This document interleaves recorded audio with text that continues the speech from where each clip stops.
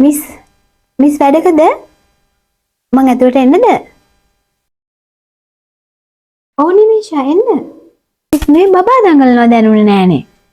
උදේ ඉඳලා වැඩ ගොඩයි මිස්. අද ලොකු බබාගේ පෙරපාසලේ කෑම එක තියෙන්නේ මට. මං තනියම මේ කෑම එක හදලා ඒ ළමයින්ට දීලා තමයි දැන් මේ ආවේ.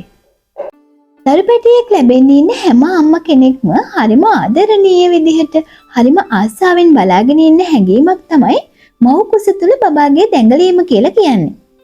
ඉතින් මව් කුස තුල ඉන්න මේ පුංචි පැටියා දඟලනකොට අම්මට පණිවිඩයක් දැනෙනවා බබා සජීවීව මව් කුස තුල ඉන්නවා කියලා. ගර්භණී කාලය තුලදී සාමාන්‍යයෙන් පළවෙනි බබා ලැබෙන්න ඉන්න අවස්ථාවලදී බබා මුලින්ම දඟලනවා අම්මට දැනෙන්නේ සති 20න් විතර පස්සේ. නමුත් දෙවෙනි ගර්භණීතාවය තුන්වෙනි හතරවෙනි බබා විතර ලැබෙන්න ඉන්නකොට බබා දඟලනවා මුලින්ම අම්මට සති 16 17 18 වගේ කාලවලදී දැනෙන්නත් පුළුවන්.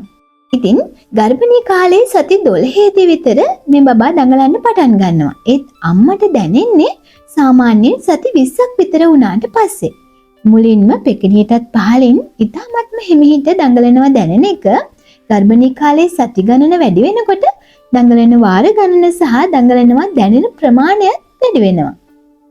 මේ මව් කුස තුල බබා දඟලන රටාව ගැන එහෙමත් නැත්නම් මෙයා දඟලන්නේ කොහොමද කියන එක ගැන අත්දැකීම තියෙන්නේ අම්මට විතරමයි.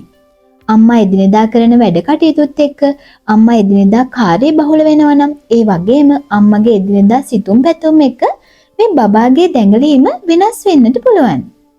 මව් කුස තුල ඉන්න කාලයේදීත් බබාගේ කන් දෙක හොඳට ඇහෙන නිසා පොඩි සද්දයක් දාලා බලන්න බබත් එක්ක කතා කරලා බලන්න ඒ වගේ අවස්ථාවලදී බබා දඟලනවා අම්මට දැනෙනවා.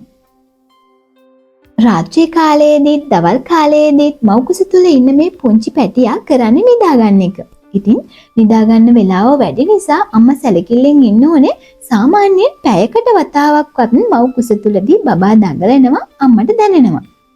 ඉතින් කලින්ට වඩා බබා දඟලන එකේ වෙනසක් දැනෙනවා නම් ඒ වගේම අඩුම තරමින් පැය දෙකක්වත් යනකල් එක් වතාවක් හෝ බබා දඟලනවා දැනුනේ නැත්නම් ඒ වගේම වෙනදට වඩා අසාමාන්‍ය විදිහට බබා දඟලනවා දැනෙනවා නම් සමහර විට ඒක අවදානම් තත්ත්වයක් වෙන්න පුළුවන්. ඒ වගේ අවස්ථාවල අනිවාර්යයෙන්ම වෛද්‍යවරයෙක් කරා යොමු වෙන එක තමයි වඩාත්ම සුදුසු වෙන්නේ.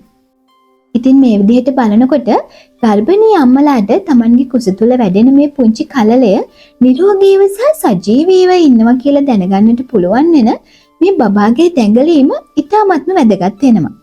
ඒත් කනගාටුවට කරුණක් නම් සමහර වෙලාවල් වලදී අපි දැකලා තියෙනවා සහ අහලා තියෙනවා මව් කුස තුල ඉන්න කල්ම බබා මිය ගිහිල්ලා තියෙනවා කියලා. ඒ වගේ අවස්ථාවන් උදා වෙන්න බබාගේ හේතුවක් එහෙමත් නැත්නම් අම්මගේ හේතුවක් වෙන්නටත් පුළුවන්. ඒත් ඒ වගේ අවස්ථා මගහැර ගන්නට පුළුවන් අම්මා ඊ타මත්ම උනන්දුවෙන් ඊ타මත්ම සැලකිල්ලෙන් මේ මව් කුස තුල බබාගේ දැඟලීම ගැන සැලකිලිමත් වෙලා ඉන්නවනම්. අවම වශයෙන් පැය දෙකක කාලයක් යනකල් බබා දැඟලුවේ නැත්නම් අම්මා මොකද්ද කරන්නට ඕනේ? ඊ타මත්ම ශබ්දබද්ද අඩු පරිසරයක එහෙමත් නැත්නම් නිස්කලංක තැනක ඇඳක වම් ඇලයට හාන්සි වෙලා අම්මා බබත් එක්ක කතා කරන්නට ඕනේ. වම් ඇලයට හාන්සි වෙලා කුස පිළිමඳමින් බබත් එක්ක කතා කරනකොට එහෙමත් නැත්නම් පොඩි ශබ්දයක් දානකොට බබා දඟලනවා අම්මට දැනෙන්නට පුළුවන්.